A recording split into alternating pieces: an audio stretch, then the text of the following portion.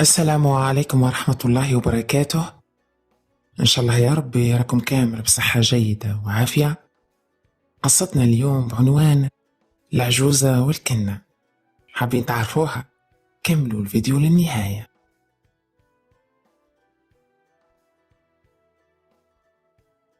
بسم الله بديت وعلى النبي صليت، وبحكاية من حكايات زمان جيت.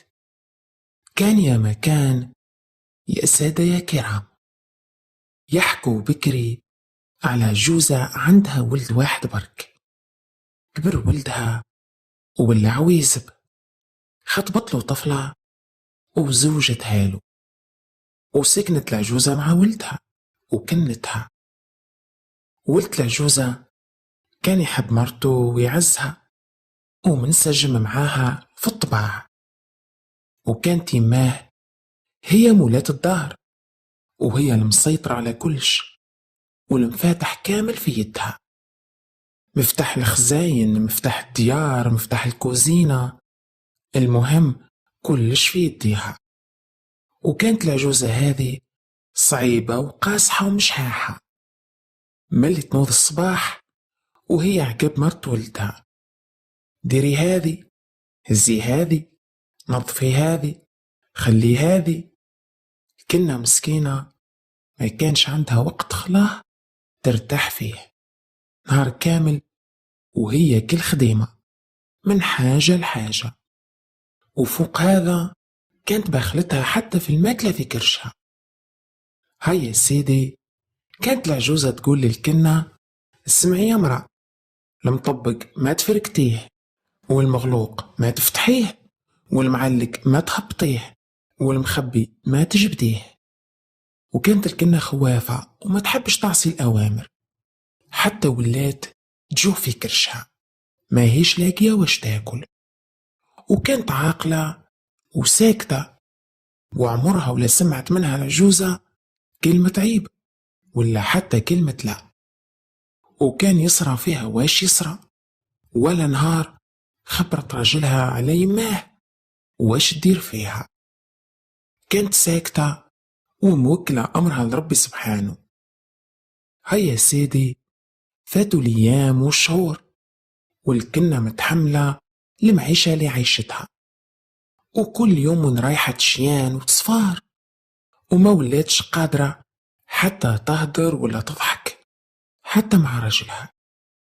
العجوزة تشوف الحالة اللي وصلت لها كنتها، وما تحركت لها حتى شعرة عطف وشفقة في قلبها عليها. بالعكس، وين رايحة تزيد تحقرها أكثر وأكثر. والكنة لا حول لها ولا قوة. الولد ذاق به الحال وركبته الهموم، وولا نهار مع الليل يخمم في حالة مرته، ويقول: زعما مرتي واش بيها، مريضة ولا كرهتني وتدير في السبايب باش تطلق، ولا صارت لها حاجة وما هيش حابة تخبرني عليها. وقعد هك يطلع ويهبط وما وصل حتى النتيجة. في نهار من نهارات وهو قاعد يخمم، تفكر بلي عنده صاحبه عزيز عليه ياسر وحكيم. قال: نروح ليه ونشكي له همي، لعل يلقى لي حل. مع الصباح حكم الطريق وراح ليه. وصل عنده: السلام عليكم. وعليكم السلام. قال له: جيتك يا صاحبي وقصدك في حاجة، ونتمنى تلقى لي حل وما ترجعنيش خايب. قال له صاحبه: خير، تفضل احكي لي وما يكون غير الخير. حكى لي حكاية مرته، وقال له: راني محتار في أمرها معايا وما على باليش واش ندير. المرأة قريب تموت، وكي نسقسيها على حالها تقولي لاباس عليا ما بيا شي. ولو كان جات هذه هي حالتها من نهار اللي نعرفها كنت ما تعجبتش منها. في أول زواجنا كانت لطيفة وفرحانة وناشطة، وبعدها بشوي بشوي بدأت تتبدل، حتى ولات قريب ما تتحركش من بلاصتها وما تضحكش وما تهدرش. قال له صاحبه: احكي لي شوية على يماك. قال له الولد: يماك ما تعرف العجايز الصعاب، كلش في يديها في الدار. قال له صاحبه: ما لا يظهر لي مرتك لا هي مريضة لا بها علة. الحالة اللي وصلت ليها بسبة يماك. قال له الولد كيفاه؟ قال له بالك يماك قاسية معاها وحرمتها من يسر حوايج في الدار، يعني ماهيش ناس ملاح معاها. قال له الولد وانت واش دراك؟ قال له صاحبه انا هذا اللي راح بالي ليه على حساب هدرتك، وعندي طريقة تكشف بها حالة مرتك إذا مريضة ولا لا، وطريقة أخرى تكشف بها يماك كيفاش تعامل في مرتك. قالوا الولد موافقة سيدي على الخطة. قال له صاحبه طريقة الأولى نجيب لك سردوك أبيض ونكتفهولك، أحكمه وارميه في داركم قدام مرتك ويماك، وتخبى في بلاصة تشوفهم منها وما يشوفوكش. السردوك كي يتلح قدامهم راح يبدأ يتخبط وينقز منا ومن هي ويصيح. إذا كانت مرتك كرهاتك وما عينهاش فيك راح تضحك وتنشط، وإذا اللي كان بها جوع راح تقعد جامدة في بلاصتها وما تتحركش. وافق الولد على الخطة، ودا السردوك اللي عطاهولو صاحبه ودار كيما قالو، كتفو ورماه في الدار وتخبى وقعد يتفرج. يماه قعدت تشوف السردوك يتخبط وهي شابعة ضحكة عليه، بصح مرتو بقت حابسة في بلاصتها، لا تحريكة لا ضحكة. وهنا عرف الولد بلي الهضرة اللي قالو عليها صاحبه صادقة وعنده حق، ورجع ليه وخبره بواش صرا. قالو صاحبه معناتها مرتك مسكينة راهي شيانت وتبدلت بسبة الجوع والهم والغم اللي عايشاتو مع يماك، وباش نكشفوا الحقيقة كاملة تروح وتقول ليماك باللي راك كرهت مرتك وحاب تطلقها وتجيب واحدة أخرى، وراح نتنكر أنا هو في شكل مرتك الثانية وخلي باقي الأمر عليا. هيا السيدي راح الولد ليماه وقال لها يما مرتي كما راكي تشوفي فيها ما ولاتش عجبتني، وحتى في صحتها وين رايحة الشيان، حاب نطلقها ونجيب واحدة أخرى. قالت له يماه حتى أنا خممت فيها يا ولدي، الطفلة هذه ما ولاتش تصلح بيك، وربي يدلك على بنت حلال خير منها. سكت ولدها وراح لمرتو وقال لها خملي قشاتك راح نديك لدار باباك تعقبي مدة وتروحي. مرتو ما فهمت فيها والو وما هدرت وما نطقت حتى كلمة. لما تقشاتها في مزود وداها رجلها لدار باباها ورجع. كي رجع راح طول عند يماه وقال لها يما راني خطبت طفلة ما شاء الله زين وعين والقفازة وشطارة من الفوق، وزيد من عيلة محترمة، وشغل الدار كامل درك هي اللي تقوم بيه، وانت ارتاحي يا يما. يماه طارت بالفرحة وقالت له ربي يهنيك يا ولدي.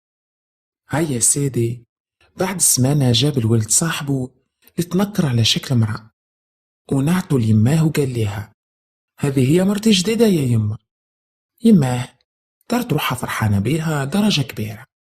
فات النهار الأول والثاني والأمور كلها عادية، وجا النهار الثالث وكانت يماه قافلة البيبان كامل تاع الخزاين حتى تاع الماكلة، وتخرج غير قيمة ما تاكل. وكل عادة بدأت تتأمر على الكنة الجديدة. قالت لها شوفي يا طفلة، المطبق ما تفركتيه، والمغلوق ما تفتحيه، والمعلق ما تهبطيه، والمخبي ما تجبديه. قالت لها معليش يا يما طلباتك أوامر. وبدات الكنة جديدة تطبق في الأوامر تاع جوزتها بطريقة ذكية. باب الخزانة ما تفتحوش صح، بصح تقلعو كامل وتهز واش تحب وتعاود ترجعو. حاجة المعلقة تدير كرسي وتطلع عليها وتدير بيها واش تحب وبعدها ترجعها، وهك مع أي حاجة. حتى فدت وكرهت منها عجوزتها وما ولاتش متحملتها، خاطر كلش مدت يديها وخرباتو، وإذا ماكلة تاكلها وما تخلي والو. في نهار من نهارات كانت الكنة جديدة اللي هي صاحب ولدها المتنكر تكنس في الدار، وكانت مشمر على يديها. شافتها العجوزة تخلعت، قالت يا لطيف اللطف، حتى من يديها تقول يدين راجل، وش هالمرا اللي جابها لي ولدي؟ يا ريتني خليت كنتي لولا. هذا هو المثل اللي يقول من كان في نعمة ولم يشكر خرج منها ولم يشعر. مع العشية روح ولدها للدار، جبدته وحده وقالت له يا وليدي، مرتك هذه معيبة ولسانها طويل ومخربة وتفتافة، وزيد حتى في زينها تقول راجل. طلقها يا ولدي ورجع مرتك لولا. قال لها ولدها أوها يما، ما نفرطش فيها، خسرت مرتي لولا ونزيد الثانية ولذرك حتى الديونات تاع العرس ما سلكتهمش. قالت له يماه والله نوعدك يا ولدي نسلكهم عليك، المهم خرج عليا المخلوقة هذه من الدار ورجع مرتك لولا. قال لها ما شكيتش ترجع يا يما بعد واش صرا فيها، وعلى كل حال راح نروح ونحاولها ونشوف. قالت له يماه ومن درك يا ولدي قول لها المفاتح كامل يكونوا عندك وتصرفي في الدار كيما تبغي، وراح نكون كيما يماك ولا خير. كي تأكد الولد باللي يماه تابت على فعالها ورجعت للطريق وما عادش تضر الكنة وتسيطر عليها، راح لنسابه ورجع مرتو وخرج صاحبه من الدار وقال له نجحت الخطة يا صاحبي. هيا يا سيدي رجعت الكنة الأولى للدار، وإذا بها تلقى عجوزتها تبدلت يا سبحان الله، تقول خبزة وقلبتيها في الطاجين، تبسيمة في الفم والهدرة بالظرافة، وغير بنتي يا بنتي، وعطات ليها المفاتح كامل في يديها وقالت ليها تصرفي في الدار كيما تحبي، الدار دارك وانا كيما يماك، ومنا وجاي ما تشوفي مني شر يا بنتي. قالت ليها الكنة انا راح اكون برا بيك يا يما، كي بكري كي ذرك وما تشوفي مني غير الخير.